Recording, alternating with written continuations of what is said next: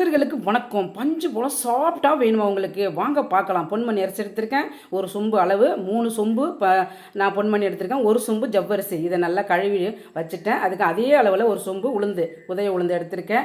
5 மணி நேரம் ஊற வச்சுட்டு கிரைண்டருக்கு வந்துட்டேன் க்ளீன் பண்ணிவிட்டு.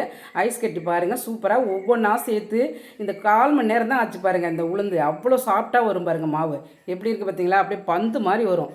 ஒவ்வொரு ஐஸ் கட்டியாக சேர்த்துக்கிட்டே வந்தீங்கன்னா ஒரே ஒரு பாக்ஸ் தான் கரெக்டாக இருந்துச்சு எனக்கு. எப்படி இருக்குது பார்த்தீங்களா? அரிசி நான் நைஸாக தான் எடுப்பேன். ரொம்பவும் நைஸாக இல்லை, லேசாக குறப்பில் தேவையான கல் உப்பு சேர்த்து மூடி போட்டு கரைச்சி வச்சுட்டு மறுநாள் பார்க்கலாம்.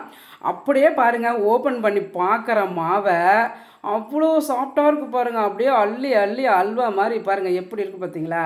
நம்ம இட்லி மாவு அரைக்கிறதெல்லாம் இருக்குது பாருங்கள். எப்பயுமே ரொம்ப தண்ணி விடாமல் ரொம்ப நேரம் ஓடக்கூடாது. இட்லி பாருங்கள் 3 நிமிஷம் தான் இட்லி வெந்துருச்சு. அவ்வளோ சாஃப்டாக இருக்குது பாருங்கள். சகோதரி நீங்களும் செய்து பார்த்துட்டு கமெண்ட் பண்ணுங்கள், சப்ஸ்கிரைப் பண்ணுங்கள்.